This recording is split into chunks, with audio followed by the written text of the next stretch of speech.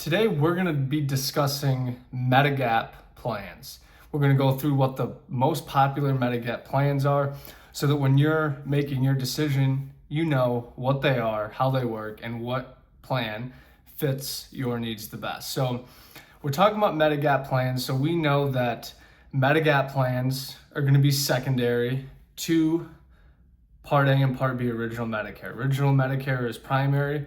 Your Medigap plan is secondary. So all Medicare Supplement plans are standardized, meaning a Plan G with X company and Plan G with Y company, the benefits are exactly the same. So the carrier does not matter as much with Medigap plans. The only time the carrier matters is premium, rate increase history, how stable the company is, how long they've been in the network, right? Or how long they've been in the market. We'll start with the most common Medicare Supplement plan and work our way kind of down to maybe some ones you haven't heard of. So the first one is Plan G. Okay, Plan G is the Cadillac, if you will. It's the most popular plan that people choose. Now, with Plan G, you have a higher premium than the other ones, but because of that, you're going to have a Part B deductible one time per year of $283 as of 2026. That's Plan G, right? We know that these plans are not going to cover your prescription drug plan. You're going to have to get that separately, and they're not going to cover dental, vision, and hearing. So Plan G is simply paying a monthly premium for your Part B deductible, that's $283. That's Plan G. The next one is we have Plan N. Plan N is the same in the sense that you have the $283 deductible, but you're going to add a few things that Plan G doesn't have. Number one, you're going to have up to a $20 copay for doctor visits. You're going to have a $50 copay for emergency room if you're not admitted, and you're going to have the potential for Part B excess charges, which are very rare, but you have a potential for that. Certain, doctors or facilities can charge more than the Medicare allowed amount, and then that falls onto you. Plan N is, can be significantly cheaper than G, so that's why a lot of folks might elect for N. Maybe they don't go to the doctor a whole lot, maybe once a year, and they have no problem paying $20 here and there to go to the doctor because they're saving it on premium, right? The third most popular one that's becoming a little bit more popular in today's market is high deductible G. Okay, now this works a little bit differently. With high deductible Plan G, you have an out-of-pocket, and I don't know the exact figure, but it's close to about $3,000.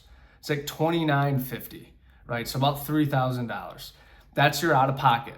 Now, high deductible Plan G, you're still having 80/20 coinsurance up until your Plan G out of pocket.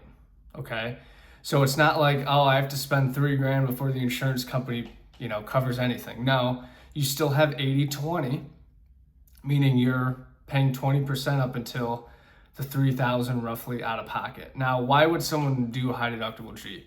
Well, the premiums can be way lower than Plan G and Plan N as well, depending where you are in the country. So a lot of people will elect a high deductible G. Maybe they're healthy, maybe, $3,000 worst case out of pocket is not a huge deal to them, and they're saving on the monthly premium. That way, they can afford to get the dental, the vision. We recommend getting a hospital indemnity plan if you decide to do a high deductible G, right? So I can make another video about hospital indemnity, but high deductible G is becoming popular because of the premium and the rate increases that we're seeing on G and N. So an important thing to note when looking at Medicare supplement plans is when you're first eligible, let's say at 65, all of these plans are essentially guaranteed issue, meaning they're not going to be underwritten, they're not going to look at your health. Okay, in most states, after that period, when you're first eligible, in order to change from N to G or high deductible G to N or however, you then have to go through medical underwriting. Now, every state is different, has different rules, but a good rule of thumb across the board, you're gonna have to go through underwriting to change your Medicare Supplement plan. So that's something to consider as well when making your decision on G, N, or high deductible G. Now, there are some other Medicare Supplement plans, but they're terrible. Okay, no one does them. They're not good. They leave you with a lot of out of pocket. So it's 100% between G, N, or high deductible G. And it really just gonna come down to your preference, what you're comfortable with, and your financial situation or your health situation. So to recap, we have Plan G, Plan N, and high deductible G as the best options for Medigap plans. So if I'm hoping, I'm hoping this video helped you guys out. And if you guys have individual questions about your situation, please reach out.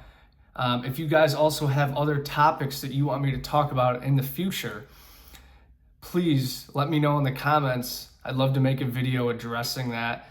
If you have that question, I'm sure everybody does. So I appreciate you guys tuning in. My information is going to be in the description below. So feel free to reach out to me if you guys want individual personalized help.